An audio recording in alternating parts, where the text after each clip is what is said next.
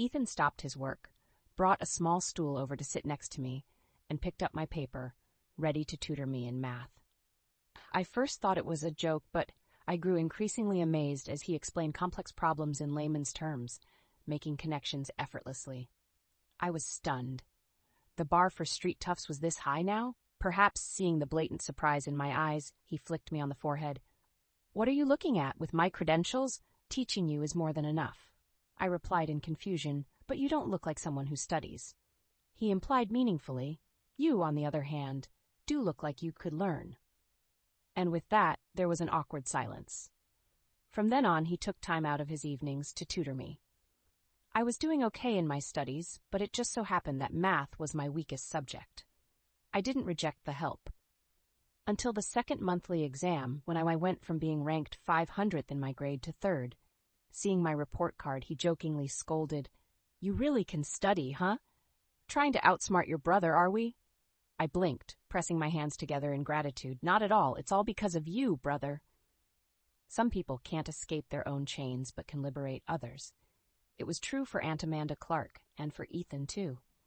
They told me I, Emily Wilson, at 14, was still a child who needed not strength, but safety and protection. So I no longer had to pick through trash from dawn till dusk. I could sleep until 6:30 in the morning and enjoy a hearty breakfast without worrying about the next meal. I no longer suffered from sudden beatings in the middle of the night. I could sleep soundly like others, without using a table to barricade the storeroom door out of fear all night. I no longer had to hide my face with my hair to cover up bruises when going to school. I could hop and sing along the road with a high ponytail, rather than sneaking around, afraid of being dragged into a restroom. I no longer had to wish for the last class to drag on forever. I could pack up early like the others, eagerly awaiting the teacher's dismissal, rushing out of the classroom like a bird longing to return to its nest because I knew a light would finally be on for me when I came home. I never hoped to be better than others. I just wanted to be a normal, ordinary person. But they told me that I could be an exceptional person, that I should strive, fight, and work hard. They said to me, "Emily, don't be afraid. Whenever you turn around, your home is right behind you. Whatever I lacked, they would make up for it." I had never celebrated a birthday nor heard a birthday wish, and I didn't even know the exact day, as the date on my ID card was randomly reported. My mother didn't tell me the real date either, saying she couldn't remember. All I knew was that I was born in 1999. That day, Aunt Amanda made me 14 red envelopes. Ethan took me to 14 amusement parks, and they made a large cake for me with 14 candles. Ethan smeared the first dollop of frosting on my forehead, wishing to pass on all his good luck for the coming year to me. As I closed my eyes to make a wish, I heard the 14th happy birthday by my side. They said that the previous 14 years were now behind me. Starting from the 15th year, it was a new beginning, and any day I wished could be my birthday. Emily Wilson, Ethan Clark. The old saying goes that the names of two people who are destined to meet can be linked. Afraid that her fate wasn't strong enough, 14-year-old Emily Wilson chose her birthday to be the same as Ethan's, June 26th. And from then on, we celebrated our birthdays together every year. Aunt Amanda, beaming, said she never thought she could have both a son and a daughter at her age. God often leaves a person with nothing, giving a taste of sweetness when hopelessness abounds, yet withdrawing it when one becomes addicted.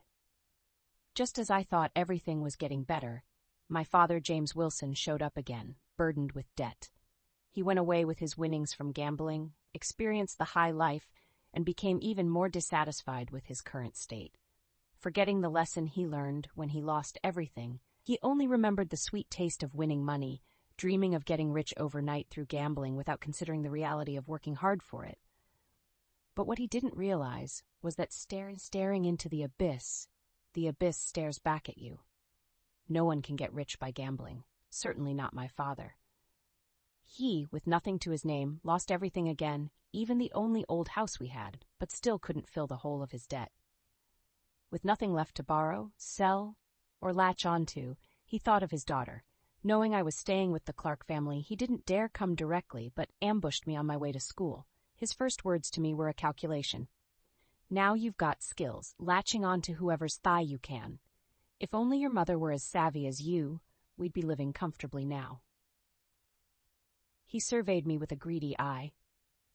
I heard the Clarks cherish you. You ask Aunt Amanda and Ethan for 200,000 yuan as compensation for me getting beaten up last time. At his approach, I couldn't help trembling all over.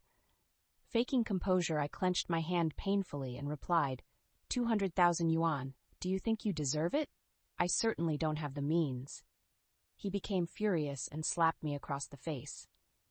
Even though I prepared for it, I couldn't dodge it. The familiar ringing in my right ear echoed. He commanded me to get the money by the next day, or he would kill me. Watching his desperate demeanor, I couldn't help but laugh. Fear, when it peaked and could go no further, bounced back. I reached a level of fear where it dissipated and became numbness. Once a victim steps out of the cage of fear, observing from a bystander's perspective, they see that the bully is not so different after all. Essentially the same, except the latter covers their incapability and cowardice with violence. The worst outcome would be death, but he wouldn't dare. He was only trying to intimidate with the universal fear of death. Calmly, I said, "You can't get money from me, but if you want my life, you can take it now. Of course, you'll spend your next life in prison after you kill me." My father realized that his usual tactics of violence had been seen through and lost their power. So he started to emotionally manipulate me. The burly man teared up, almost kneeling before me. "Emily, I didn't mean it just now. I was just too angry. Will you help your father? It's just the two of us left in this world. Can you bear to watch me driven to a dead end? Your mother in heaven wouldn't stand for it either. Selfish, cowardly, glib, full of lies, ungrateful, and cunning. All the negative adjectives for petty-mindedness could describe him. I felt no touch of sympathy. Then you might as well join my mother. She must be lonely all by herself. A gambler has no bottom line. Seeing that I was impervious to his tactics, he became a nuisance. He came to the school repeatedly, disrupting my studies. He loitered at the entrance of the market to slander me, claiming I was abused at the Clarks. He even spread rumors by the alley entrance to ruin business deals. In truth, no matter how much he made a scene, no one would hand him 200,000 yuan. Everyone knew that a gambler's appetite is never satisfied, and once they get a taste of success, they become like vampires addicted to blood, entangling endlessly. Until my father, drunken and incoherent, said I had brought the bad luck of the crazy widow from the Clark family into his life. He would disown me if I gave him the money. He cursed everyone in the Clarks as short-lived ghosts, Uncle, Aunt, Ethan, and me. He claimed that people with short lives can earn money but don't live long enough to spend it. Better to give it all to him. He even said Ethan's uncle's early demise in his prime must have been deserved, with his soul being tormented in hell. Every word was like a knife laced with salt, slicing open the unhealed wounds over and over again. Aunt Amanda fainted from anger. Ethan, veins popping from his forehead, fiercely pinned him down and gave him a beating. So when Officer David came to the door, I instinctively thought he was there to arrest someone. It was 11 at night. Amanda had already rested, and Ethan was still in the studio working on designs. Taking advantage of the fact that the next day was Saturday, I refused to go to bed, insisting on keeping him company. Thinking he hadn't eaten much that evening, I planned to show off my cooking skills, which I'd been practicing for a while, to make him a late-night snack. Just then, a young man with a face I recognized from town walked into the tattoo parlor, a new police officer named Noah. I had called the police a few times, and Noah had dealt with it. He asked me, "Is Ethan Clark at home right now?" I was suddenly tense and worried that he might arrest Ethan for beating my father, so I shook my head. "He's out and hasn't come back yet." But just as I finished speaking, Ethan came out from behind me. The two men made eye contact, and the atmosphere became extremely awkward for a moment. Time passed, and just when I thought a fight was about to break out, Noah's eyes suddenly reddened. "Ethan Clark, you made it damn hard for me to find you." Ethan was taken aback for a moment, his tone friendly but distant, as if they were just acquaintances who hadn't seen each other in a long time. "Noah, long time no see.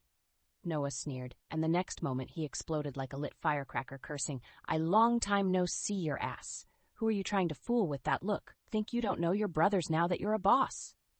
"I'll tell you, the only way you're shaking me off is over my dead body," he said, tears spilling out like floodgates had opened. Ethan rubbed his temples, visibly irritated, and pushed him to sit down on the sofa, tossing him a pack of tissues. "Clean yourself up." Noah flung the tissues right back into Ethan's lap. Talking in broken sentences, yet with sarcasm, he said, "I didn't dare use money because I didn't bring any. After all, we're not close." He got up from the sofa. "I wouldn't dare sit. I'm only fit to stand since we're not close." Ethan's frown deepened as he said sternly, "Noah." "Yes, sir." "Speak properly." All right. The distance that time had placed between them slowly melted away, replaced by their familiar rapport. Realizing that Noah wasn't there to arrest Ethan, I relaxed and left them alone in the living room, deciding to cook in the kitchen. "Brother, is beef with tomato okay? I just learned it from Aunt Amanda." Before Ethan could reply, Noah wiped his face, saying eagerly, Sure, little sister, make plenty, I love it too." Then he received an elbow jab for his trouble. Ethan glanced at him. "Is she your sister for you to call her that?" Noah retorted, defiant, "Your sister is my sister. We don't need to make distinctions." I could still hear his shouts from the kitchen. "Sis, remember to make it spicy." The kitchen was next to the living room, and it was quiet at night. Noah was loud, and I could hear their conversation clearly, even with my partial deafness. "Not long since we've seen each other, and you've got yourself a little sister now? Where did she come from?" "Her name is Emily Wilson. Don't just call her little sister over and over." "What? James Wilson's girl? She's changed so much I didn't recognize her. Just a few months ago, she was all skin and bones, looking downcast whenever you saw her, not keen on talking."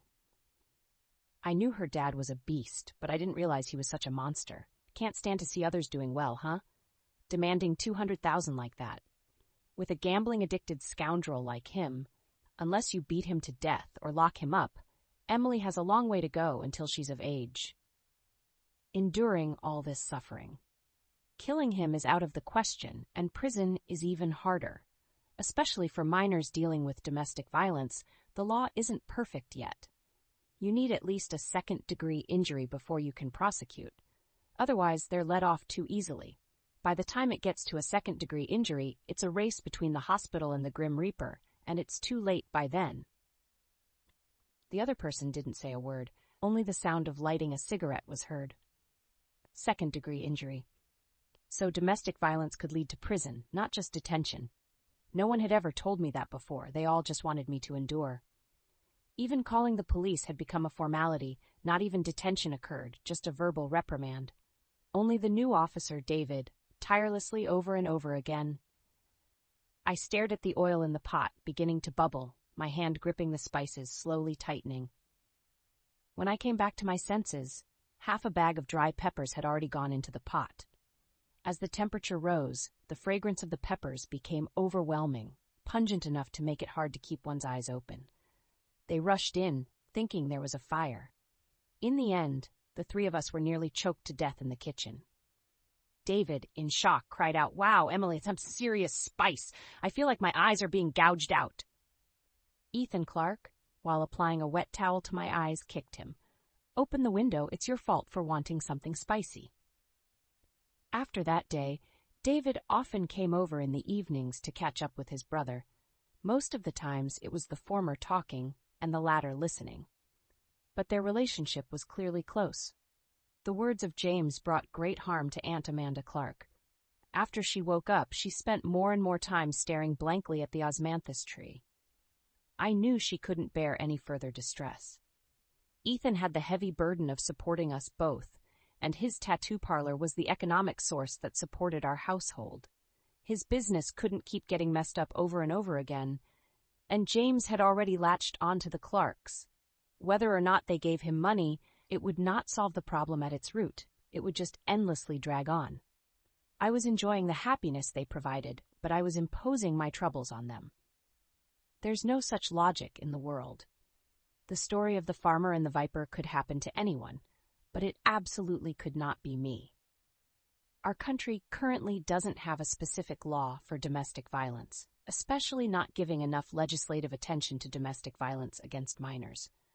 According to the criminal law, people who cause minor injuries through domestic violence are suspected of intentional assault and can be sentenced to up to 3 years in prison. This was the information I found in the school computer lab. It seemed like the only way forward lay before me. I didn't mean to hide it from them, but I stubbornly believed that this belonged to Emily Wilson at 14, my very own Gandhian campaign, a nonviolent resistance to challenge and break free from the 14 years of patriarchal colonial rule.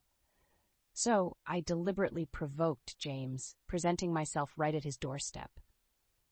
By the time Ethan Clark and Officer David arrived, I was lying on the ground, covered in blood, consciousness fading, almost passed out. When I awoke again, it was in the hospital. I was in so much pain that I couldn't speak. Looking at the bandages all over my body and the cast on my wrist, I thought I had succeeded. However, life hardly ever grants our wishes. More often, it defies them. The injury assessment report stated, the patient has multiple soft tissue contusions all over the body, a fractured right wrist, multiple abrasions on the scalp, and the forehead was hit by a bottle requiring 5 stitches. This was classified as a minor injury, not a second-degree injury. In practice, the standards for a second-degree injury assessment are very high, and I was far from meeting them. Officer David said that my dad was arrested, but could only be held accountable administratively for a minor injury, not criminally. In other words, he was detained for 10 days, fined $500, promised not to offend again, paid some of my medical bills, and that was it. I had imagined things too beautifully. Due to my naivety and foolishness, Ethan Clark got angry with me for the first time, in the hospital room. From the time he walked in the door until he stood next to my bed, looking down at me, a full half-hour had passed. In that half-hour, he said nothing. Knowing I was wrong, I kept my eyes lowered, not daring to look up. Suddenly, he asked, "From yesterday till now, do you think what you did was wrong?" His voice was deep, emotion indiscernible. I wanted to nod, but it hurt with the bandages around my head. Instead, I said softly, "Wrong." He asked, "Where did you go wrong?" I didn't speak. He raised his voice, "Look at me. Where did you go wrong?" The man's eyes were red from lack of sleep, a stubble grown on his chin, a bitter and guilty emotion threatened to overwhelm me. "Sorry, I was impulsive and caused you trouble, made you worry, and cost you a lot of medical expenses." He scoffed, his eyes cold as a blade. "Emily Wilson, you have no clue where you went wrong. If I had been any later, would you still be lying here? Do you think you're so great that you can precisely control human nature? Didn't you know your dad would lose all sense of limits? Did you ask me before making this decision? Did you consider the consequences?" Tears welled in his eyes, his voice quivering with unspoken emotions. A feeling rose from the depths of my heart, surged to my throat, choking me into silence. He paused, his tone self-mocking. "Or perhaps you've never seen me as your brother, nor this place as a home." In an instant, my heart felt emptily torn, panic and fear gripping me like a knife, leaving me shattered. Uncontrollable tears slid down my cheeks as I shook my head incoherently, trying to explain. "It's not like that, not like that. I truly regarded them as family. They were just very kind to me. I didn't want to be a burden. I wanted to do something, too." He stared into my eyes, his fingers twitching at his side, then fell still. After a long while, in a soft voice, "Don't do it again." Then he turned and left the hospital room. Watching his back fade away around the corner, I finally burst into tears. All kinds of complex emotions, grievance, sadness, helplessness, flooded toward me, binding and squeezing me with pain. Life has no walls, yet I was trapped within invisible walls. The world had too few people kind to me. The environment in which I grew up lacked warmth and goodness. So, suddenly, when kindness descended upon me unconditionally, I both longed for and feared it. I didn't know how to reciprocate. I inherently lacked the ability to accept it openly. My heart always harbored seeds of inferiority and timidity. The day I realized I was an outright pessimist was also the day I realized I had ruined everything. Human interactions are like mazes, and as I walked deeper into the maze, I discovered that everyone in this house bore unspeakable sorrows. We were all a community of contradictions. There were many things they did not want to say, Even if I guessed them, I would pretend not to know. They called Aunt Amanda a crazy woman, but she was the kindest and gentlest person I'd ever met. She was trapped in grief over the loss of her loved one and couldn't find a way out. They said Ethan Clark was a thug, but he never hit anyone without reason. He made tattoos for others but never got one himself. He was a clean freak, scholastic, and intelligent. Officer David called him class leader. They often reminisced about their college days. Subconsciously, many fragments flashed through my mind. Once at the police station, I heard them say David was a top student from the university. So, it was obvious Ethan Clark was also a student there. If not for some mishap, he would now be a policeman like David. Although I don't know what happened. But I do know Aunt Amanda hopes Ethan Clark will be peaceful, and he hopes she will overcome her pain. And my dad's presence is a harm to them both. So I regret it. But what I regret is that I didn't consider everything thoroughly. I couldn't successfully get my dad locked away. I'm just an arrogant troublemaker. It's natural for Ethan Clark to be angry. I quietly sniffed, consoling myself. It's okay. It's just back to how it always was. I've been very happy for a while now. People should be content. Because I originally had nothing at all. I thought Ethan Clark would never come back. So when I saw him appear at the door with a thermos, my eyes widened, afraid it was an illusion. He came closer, placing the thermos on the bedside table. Annoyed, he said, "A child who doesn't listen needs to be taught, but you can't just throw them away, can you?" I stared at him unblinkingly. Tears slipped out uncontrollably again. He turned to meet my gaze, his lips moving, struggling to say, "Crying all the time, you'll cry away all your good fortune." His tone was sharp, but the action of wiping my tears was gentle. Choking up, I managed to say, "Sorry, brother, I won't do it again. Please don't be angry with me."